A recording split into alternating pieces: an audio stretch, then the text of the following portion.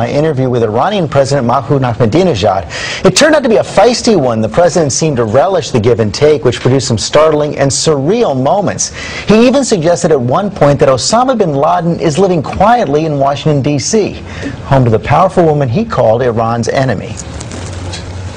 You called Secretary of State Clinton an enemy of Iran. Do you consider President Obama an enemy of Iran as well? I consider that there is a difference between Mr. Obama and Mrs. Clinton, but I'd like to ask, is Mrs. Clinton a friend of Iran in your opinion, as an American?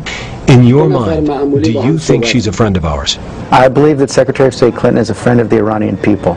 I believe she is opposed to some actions of the Iranian government, specifically the development of nuclear enrichment, which could lead to a weapons program in the future. Very well. We are friends of the American people. But if the United States stores several thousand nuclear bombs, threatens others, interferes in other countries' affairs, I would say these are actions that we're opposed to. Does that turn us into an enemy of the American people, or the enemy of the wrong policies adopted by some authorities? Is Mrs. Clinton a friend of the Iranian people? I represent the Iranian people. How are President Obama and Secretary of State Clinton different? Mrs. Clinton is interested in speedily moving relations with Iran to the point of a clash. Based on the information we possess, Mr. Obama does not have such an opinion. But there's a lot of pressure going around. I spoke with President Obama in Prague 3 weeks ago now. He said he would push very hard for another round of UN sanctions unless and until Iran comes into compliance with the International Atomic Energy Agency. No problem. Any measure he takes will be confronted by a position that we will announce. How so? We don't have a special friendship with Mr. Obama. We will act the same way as we have been doing so far against hostilities. Don't worry about us. We know how to defend ourselves. You're not concerned about sanctions, even though it's not just the United States, it's France, it's Great Britain. I spoke with President Medvedev in St. Petersburg. He said now it's time for sanctions against the Iranians as well. Iran is becoming increasingly isolated. We will not accept something that's being forced upon us. The issue that 3 or 4 countries possess a nuclear bomb and want to prevent the others from its peaceful nuclear energy goals, it is in violation of laws and against justice, and we will not accept it. Therefore, let's put it aside. This is not something that by threatening Iran or putting pressure on Iran will force Iran to change its positions. This is not something that will work. Its time has passed.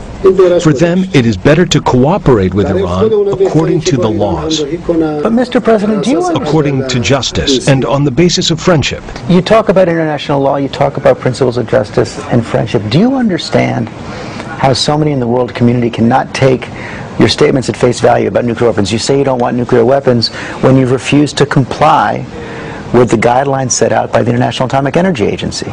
118 member states of the non-aligned movement have declared their support for Iran's position. Don't they count? 57 Islamic countries have supported the Iranian position. Look, Mr. Stephanopoulos, this outlook is wrong. This opinion that some American authorities have are the root cause of the world's problems. That someone who possesses nuclear bombs tells others not to use it for peaceful means. It's clear from listening to you that you're not concerned about another round of sanctions, but it's also been pretty clear to most observers that if Iran continues on this path, that the state of Israel will take matters into its own hands and take out Iran's nuclear program through military means. Iran will definitely continue its path. You should not even doubt that we will continue our path. But aren't you playing with fire? The potential of an Israeli military strike? Do they want to attack us? They're not a factor in our defense doctrine. We don't even count them. You don't plan for that at all? They're finished. The Zionist regime is finished. They can't even manage Gaza. They want to get into a conflict with Iran? Everybody knows about this, and I'm surprised that you as a professional journalist don't know. All world politicians know about it. So you're not... The Zionist regime can't manage Gaza. Do they want to get into a conflict with Iran? One final question. There's a new documentary out that says that Osama bin Laden is living in Tehran. Is Osama bin Laden in Tehran? واقعا سوال تو خیلی خنده داره. Your question is laughable. Why? The U.S. government has invaded Afghanistan in order to arrest Bin Laden. They probably know where Bin Laden is. If they don't know where Bin Laden is, why did they invade? First, they invaded. Then they tried to find out where he is. Is that logical? Do you think this is logical? What I think is that you didn't answer my question. Is he in Tehran or not? Our position is quite clear. Some journalists have said Bin Laden is in Iran. These words don't have legal value. Our position towards Afghanistan and against terrorism is quite clear. Is it true or not? Maybe you know, but I don't know. I'm asking you, you're the president of Iran. I don't know such a thing. You are giving news which is very strange. So let me ask it a different way. If you did know that Osama bin Laden was in Tehran, would you show him hospitality? Would you expel him? Would you arrest him? I heard that Osama bin Laden is in Washington, D.C. No, you didn't. Yes, I did. He's there because he was a previous partner of Mr. Bush. They were colleagues, in fact, in the old days. You know that. They worked together. Mr. bin Laden never cooperated with Iran, but he cooperated with Mr. Bush. I'll ask one more time and then I'll let you go. If you knew that Osama bin Laden was in Tehran, which you say you don't, if you knew, would you expel him? Would you arrest him? Would you show him hospitality? Our borders are closed to the illegal entry of anyone, whoever that may be. Whether it's the 3 American mountaineers, Mr. bin Laden, or anyone else, the borders are closed. Our position is clear.